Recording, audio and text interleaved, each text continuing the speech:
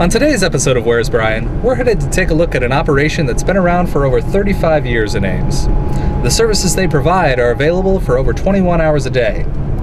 Last year, the average Ames resident used their services over 90 times. Do you know where I am today? I'm Brian Phillips. On most days, I work in an office for the Ames City Manager. Since starting here, I've learned a lot about the different jobs city employees have. Many of them you might see every day. Others work behind the scenes to provide quality programs and exceptional service to the community. And that's why I'm here, to experience the different jobs the City of Ames has to offer. You never know where I'll go next.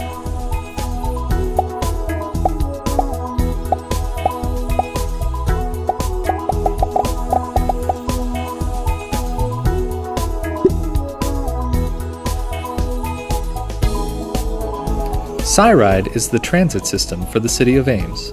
A collaboration between the City of Ames, Iowa State University, and ISU's government of the student body, SciRide operates 12 fixed routes, a dial-a-ride service for persons with disabilities, and a late-night service called Moonlight Express.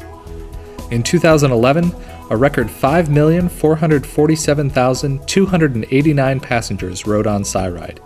Let's take a closer look at some of their operation.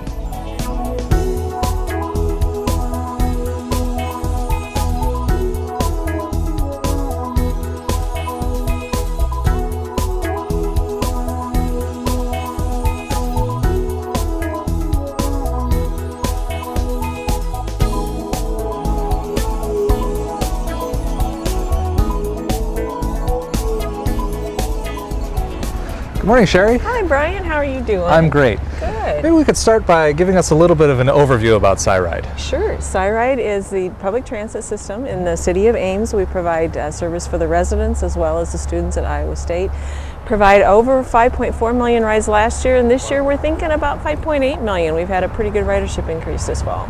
And so that's a lot of people to move around. It's a lot of people for this community. How many buses does that take? How many people does that take on a regular basis? We have about 80 vehicles that we currently operate, and at any one time, at the maximum time, there's about 69 vehicles out on the streets. So again, a large quantity of service for this size of community. And as the ridership increases, I know there's been a lot of changes in SciRide in the last few years. Some really exciting things have been going on. Could you give us a little bit of a sense of what those absolutely. things are? One of our major priorities was to get newer vehicles into the fleet. We were one of the oldest fleets in the nation, and we're proud to say with the addition of the hybrid vehicles and some of the newer diesel vehicles that we received, we're down to about average of 9 years for our vehicles. So that's a great accomplishment, and the hybrid vehicles obviously have been a great addition to our fleet. We're starting to see some great improvements in the miles per gallon with these vehicles, so we think they'll be a real nice benefit for the community as we grow in the future. Excellent. So what are we going to be doing today? Today you get to do 2 jobs. Okay. The first one is we're going to teach you how to drive a bus. Great. So the very first day that a student comes to SciRide, we put them out in a bus, and we're going to show you what that's like and kind of get a feel for how we train our drivers, because safety is very important for us here at SciRide. Safety's first, and so we put our drivers through a very extensive training program, and you're going to get to see the first day of that. Then you're going to get to see the flip side of what we call Moonlight Express service, and particularly what's going on in the office. So as people call in and need to use that service, our phones get very, very busy, and our dispatchers are very busy. So you're going to get to answer the phone and talk with some of our customers during that portion of our service. Okay, great. I'm really looking forward to that. Great. So you ready to go see Tom? Yeah, let's get inside and get set up and get out of this cold weather. All right, sounds good. Okay.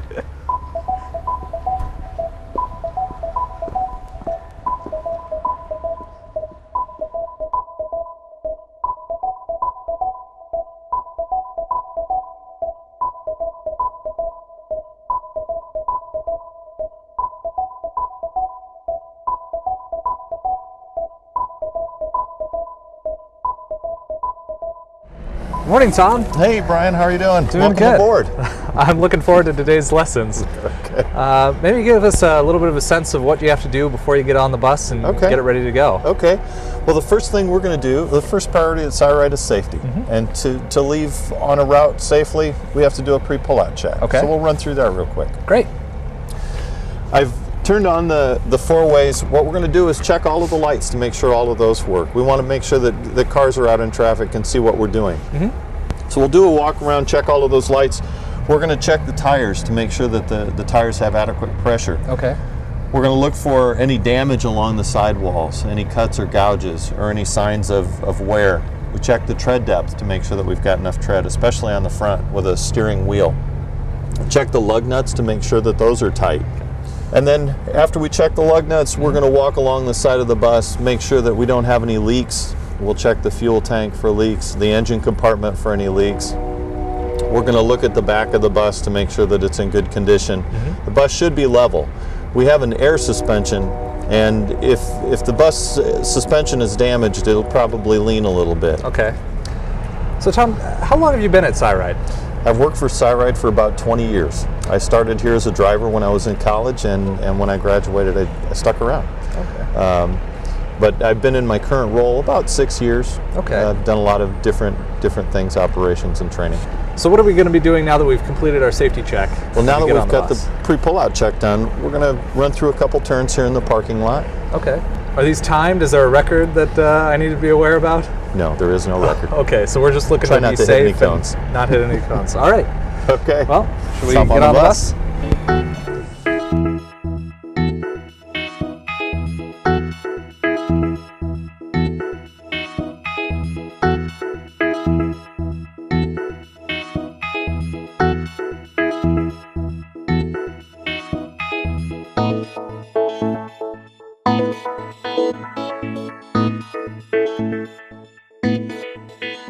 I have 4 rules down in the parking lot with new drivers. Okay. One of those rules is to stay in this section of the lot. That one's pretty easy. Second rule is don't hit the light poles. Okay. Third rule, don't hit the porta potties, and then the fourth rule is not to drive in the grass. So if you could follow those rules, I'd be really happy. So basically, stay on the road and don't hit anything. Yes, okay. That's very good. Just out of curiosity, how much would it cost to replace a bus like this? Not that I'm planning to break it. Well, this is right around $600,000. Okay, so that's why we have the rules. That's a lot more. That's a lot of paychecks for me. Yes, me too. Okay. All right. So we're going to get comfortable in the bus. You've set your wheel and your seat. Mirrors you've got set so that you can see what's going on around you. And really what I want you to do is get the feel of the bus. You know, how does it accelerate? How does it brake? How does it turn? Don't worry about making precision turns. Just kind of get the feel for how the thing moves when you turn the wheel and accelerate. So, all right, so we're ready to go now? Ready to go. Okay. Let's get a feel for this bus. How heavy is a bus like this? It's 15 tons empty. 15 tons empty, and with a full load of passengers, how heavy can it get? Depending on the average weight of a passenger, if they're 150 pounds, you know, up to 70 people on a bus, you do the math. It's a lot of weight. Well, this definitely feels a lot different than a car, particularly the kind of car that I drive around the city on a regular basis. Yeah, well, they both use electricity. Yeah. And it does feel a little bit different because in a car you're sitting behind the front wheel, and in the bus you're sitting out in front of the front wheel. Right. It feels different to be out that close to the front. And you'll notice when we start making turns that sometimes we use that area in front of the front wheels, it's called overhang, to make a tight turn. You know, there are times that part of the bus will ride up over the curb. And I'll show you how that works here this morning. Okay. How do you feel? I feel like I'm starting to get the hang of it a little bit. Ready for some cones? Sure, I think so. Let me swing it around here and...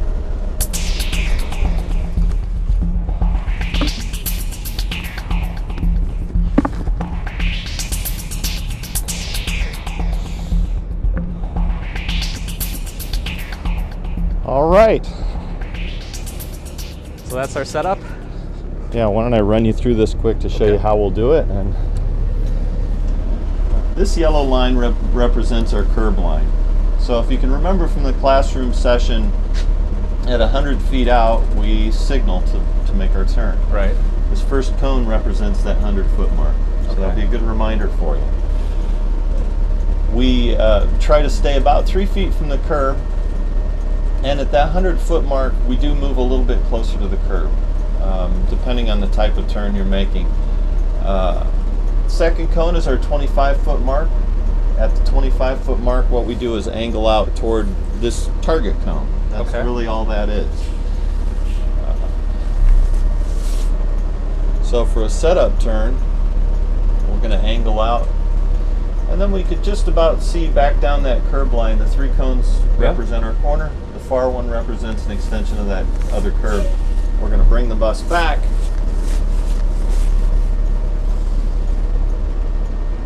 And then we watch our rear tire follow that curb line and back into our lane. Okay. That's really all there is to it. So that's the setup turn. That's a setup turn. First turn we won't set up. Basically all you're going to do is pull forward until that rear tire is where the curb starts to break, and then you'll make your turn. It's a little less complicated. Okay. So we'll start with that one. Sound good? Sure. So what we're going to do is we're going to follow this curb line. We're going to stay about 3 feet from the yellow paint. Okay. And the idea is to keep people out of that right side. We keep that protected so people don't get in there. Right. When you get your rear tire up to about where the curb starts to break, those 3 cones, then we're going to follow that curb line around to the right.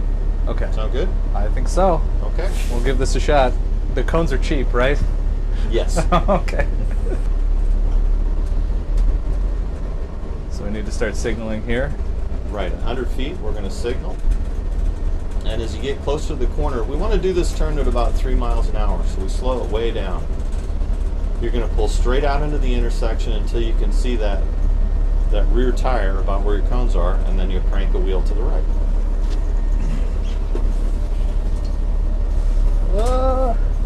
How are we doing? Oh, we saved it. The cone is okay. And we didn't hit the other 3. Our goal is to stay about a foot from the curb on the corner. Okay. So how was that one? I couldn't see the corner. Oh, okay. What do you think? I think we're a little farther away. A little bit farther away? than a Okay, foot. then we'll start turning a little bit sooner. Okay. Well, the cones have been spared so far. It's early. I'm sure you could come up with something that would make me smash them. We use this kind of a turn when we have a lot of room around the corner. And it's typically when we've got a couple lanes to work with that are going the same direction around the corner. The second type of turn that we use when we have one lane around the corner, or we have construction or something that makes the turn tight. Okay, well, let's give this one a shot then. In traffic, you're going to be about 3 feet from the curb, ideally. And at 100 feet, you'll signal, and we start to move the bus closer to the curb. We want to be about a foot from the curb line, and your mirror will tell you where you are. At the 25-foot mark, we'll angle out to the left toward that target cone, and you want to stop right about here. Okay. This is where we turn the bus back. Now you feel that little bit of drift? As you're doing that, it's reducing the amount of turning you can do. So now watch how close you get to our car. Oh, there goes our car. So if you had a real tight turn, if you had a car waiting to move, that car's going to have to get out of your way. And down goes the cone. Yep. Okay, So let's try it again. If you're at an intersection like that and you happen to take it too wide, can you back the bus up in the middle of the intersection? We just stop and wait for things to clear up. Okay. There are a lot of things we can do. We can have drivers go around the block. We can wait for cars to move, so that we don't force ourselves into situations where we do something unsafe. So there's always an option available for you. Yeah.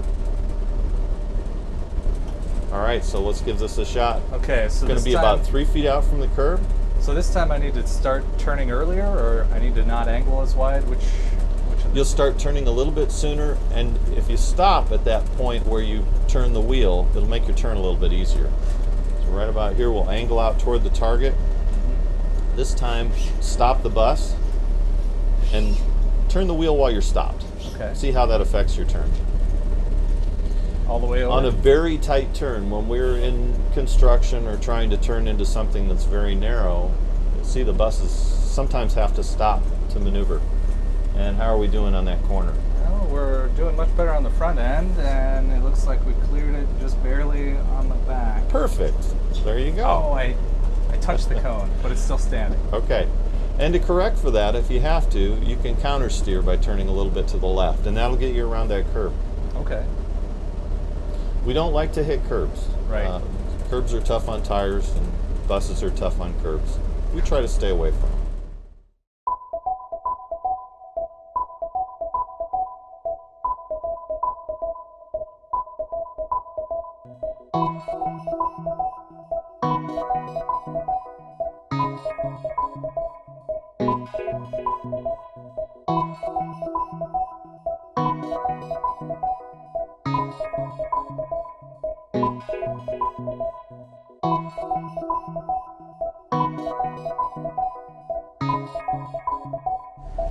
All right, Tom. Well, this has definitely been an interesting experience. Thanks very much for your time. You bet, Brian.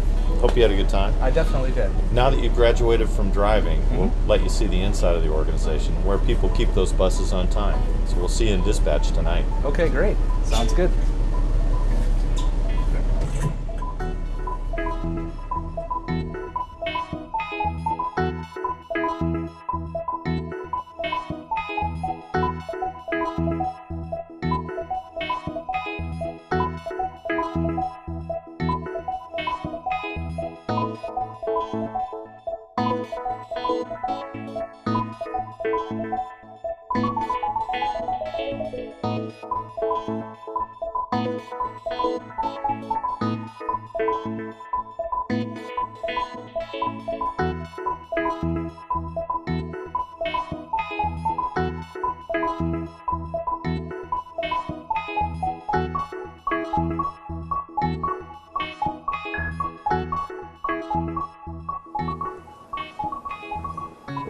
Good evening, Lindsay. Hi, Brian. Good to see you. Good to see you.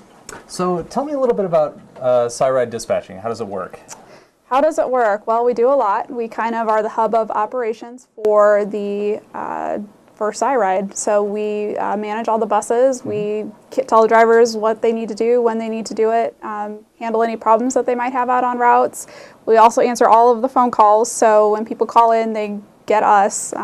We do all of that kind of all at the same time, and then handle any situations or emergencies that would come up. And we also do all the paperwork to keep the place running, so we do quite a bit. How many people work in the dispatch center? In the dispatch office, there's 10 of us, Okay. I believe. We're up to 10. And what are some of the skills that are necessary to become a good dispatcher? To be a good dispatcher, probably the primary task or primary skill you have to have is you have to be good at multitasking, because you've got phones going at all times. You've got the radio going at all times. You're often having to look on the computer or do things on the computer, and then you've got drivers coming up to the window all the time to check in and those type of things. So you have to be really good at multitasking. You have to be very patient. We deal with drivers that have worked here for a very long time and drivers that have only worked here a couple months, so there's a broad spectrum.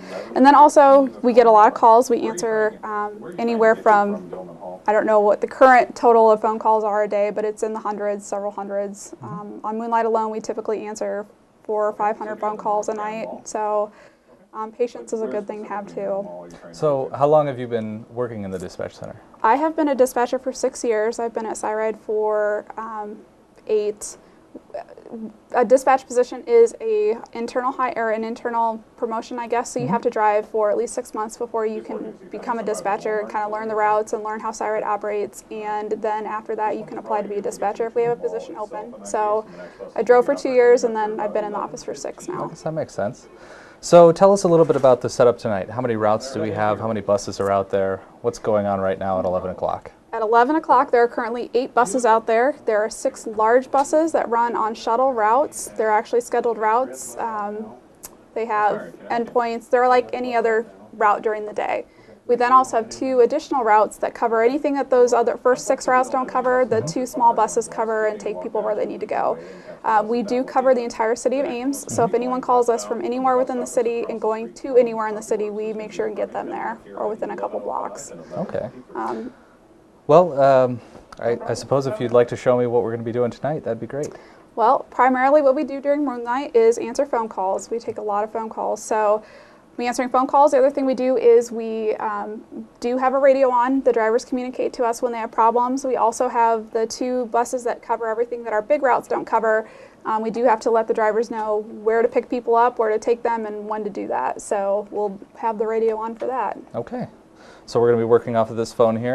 We're going to work off of this phone here, and typically people call, and it's first you got to figure out where they're at and where they're going. Some people give you that information right away. Some people takes a few questions after that to get out of them where they're at and where they're going. And once you're able to figure out where they're at and where you're going, then you can find them, figure out which route they need, and give them a time.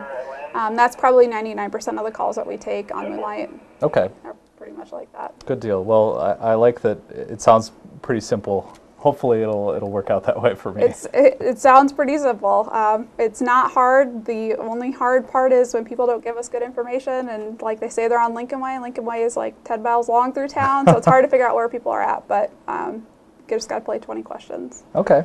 So Well, I'll be here to help you, so Are we ready to take some calls? we are ready to take some calls. Okay. Ready? As soon as I turn it on, you're getting the first phone calls. Sure thing. Of course, it doesn't ring right away. And the wait begins.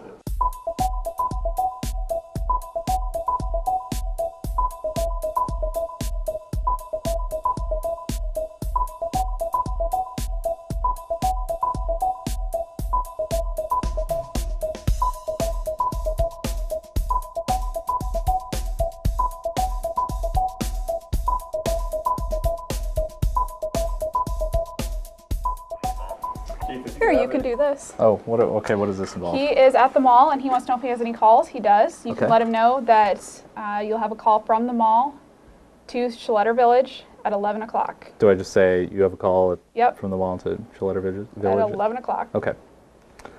You have a call from the mall at Schletter Village at 11 o'clock. What does That means he mean? picked him up. Okay. So So, you can say 10-4 if you want. 10-4. That means that you copied that he did. And then usually we'll mark it off so we can keep track of calls we've given him and if Okay. he's on or not on the bus, if they're not on the bus or where they're supposed to be. Okay. So that's it. He That picked was- him up and he'll drop him off. He'll call us when he drops him off too and let us know that he dropped him off. Excellent. Okay.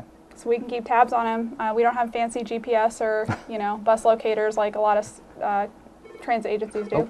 We have our So first we phone call. Okay. Cyride, this is Brian. What time's next for stop at Wendy's and so stop going east. I'm sorry, your phone was breaking up. Could you say that again? I'm at the stop by Wendy's in West Ames. I need to go out east Okay, where out east do you need to go? to by the dollar store. By where? The dollar store. By the dollar store. Go over that area. Okay, so you're at Wendy's out west and you need to go to the dollar store. Yeah. The next bus will be there at 11:11. So Okay, in thanks. about 11 minutes you'll see a thanks. bus. Yep, thank you. Good job. All right. That wasn't that bad. No, and he's going to the, we don't actually go right in front of the dollar store. The dollar store is right here. We go pretty close to it. So that's as close as they're going to get within 2 blocks. They'll have to walk that 2 blocks. But So you really have to know where things are. we not know just where the street absolutely names. everything is for the most part. Sometimes people call weird things like they'll call the apartment name, Mm-hmm. the name of the apartment complex. A lot of them we know, but if it's some obscure one, it gets a little bit more difficult. Like Pheasant Run Apartments are down on South 16th Street. I don't think a lot of people know that. Yeah. If you don't know, you just have to keep asking. Right. Well, can you give me the address? Can you tell me what it's by? Those type of And things. just try to get more and more information. Try to get more information. Cyride, this is Brian. Yeah, I was wondering when your next 2 Moonlights would be leaving the middle school. Hi, I need a ride to Regency Apartments. Hi, so I'm in front of the MU right now. The next bus will be there at 11:25. Okay, there'll be a bus there at 11:30, at 11:15, at 11:20. Okay, that's fine. There should be one along soon. Okay, thank you. Okay, have a good Bye-bye. night. Bye. You too, thanks. All right.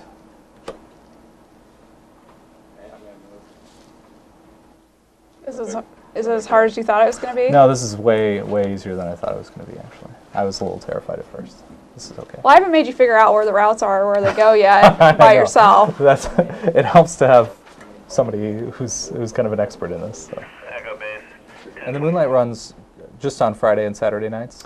Moonlight Express runs Friday and Saturday nights when Iowa State's in session. So for example, coming up the Thanksgiving break, Moonlight Express will not run the weekend before Thanksgiving and the weekend after because Iowa State's not in session that whole time. So that usually trips up people. Well, it's not a lot of demand, but every single person left in town pretty much calls Friday night and is disappointed. So it's good to plan ahead. So what time does the service start and what time does it end? The first buses start running at 10:30. And the last buses run anywhere between 2:30 and 2:45. We do tell people that they need to be out to the bus stop by 2:30, otherwise you risk not getting a ride. And we don't want anyone to be left. So we do tell people to be out there by 2:30, but by 3 at the latest. Okay. Okay, so he picked up that person at the library, so you can just tell him 10:04 and he's got everyone. 10:04. Welcome, Ashley. Welcome to Moonlight. Thank you. Okay, Ashley's reporting for duty, so if you want to tell her what she'll be doing this evening. All right, Ashley, you're going to be relieving A1 at 11:40 at City Hall? Yep. Okay. Okay, thanks, Ashley. We'll see you in a couple hours. Okay, our next person is going to be reporting, and he will be relieving at Frederickson Court at 11:45 inbound, I believe. Okay. All right, 11:45 at Frederickson Court. Inbound. Delta. Awesome. Okay. Okay, have fun. Have a good night. Good job. All right. Excellent. The other thing we do that's important is when they do report, we do make sure that every driver is fit for duty. So when they report, it's my job to make sure that I don't smell alcohol, they don't look like they've been doing drugs, they look like they're fit to be driving. If they were not, they would not go out. Right. We would make arrangements to make sure that they'd get a drug test or an alcohol screen or whatever it may be. So that's the other important thing about that dispatchers do is that we make sure that the drivers that are out driving on the road are safe and should be out there driving. So I don't know if the statistic holds true. Before last year when there was that girl that unfortunately died on the train bridge, we actually had not had an alcohol-related fatality during the hours that Moonlight Express ran for the entire time it's run, which has been 20-some years, since the 1980s. So that wasn't necessarily, couldn't have been probably prevented by Moonlight, but that's pretty good for a college town not to have an alcohol-related fatality between 10:30 and 2:30 on Friday and Saturday nights. That's pretty good. Yeah. Well, it's great that there's that option available for people to get a safe ride home or wherever they're going. It's unique. Other college campuses don't really have programs like this, at least not at on this scale. Cyride, this is Brian. Cyride, this is Brian. Cyride, this is Brian. Hi, I was wondering, when is the next bus that is going to be near like Lincoln Way in South Dakota? Where are you heading to? Campus Town. Heading to Campus Town? The next bus is going to be at 12:01, heading north from University Village.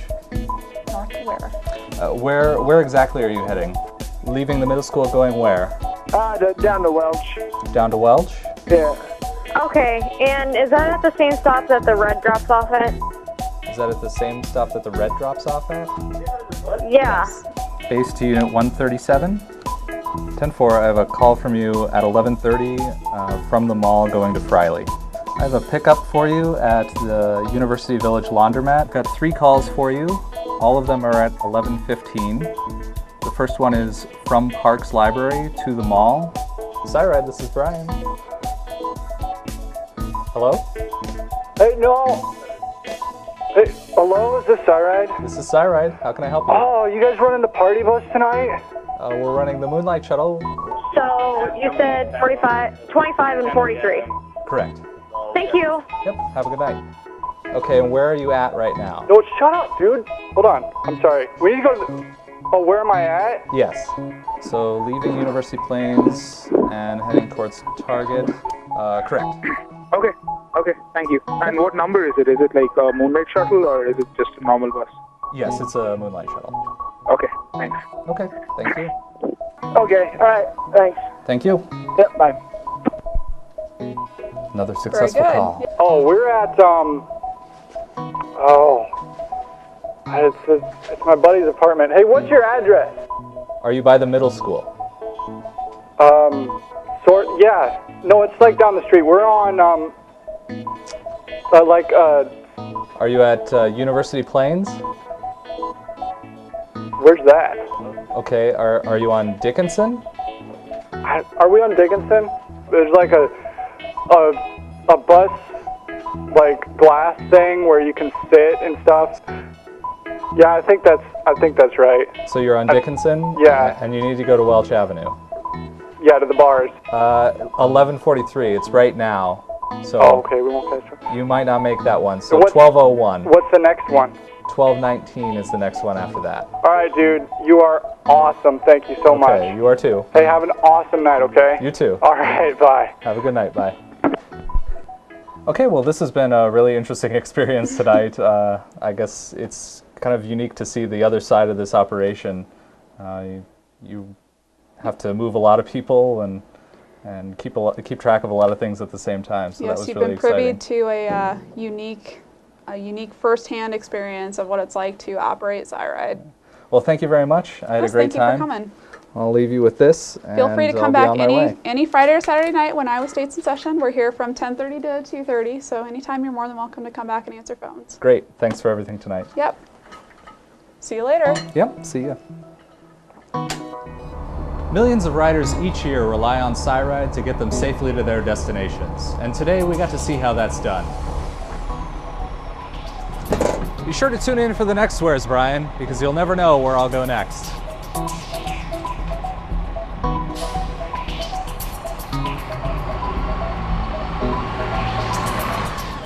SciRide, this is Brian. Hello?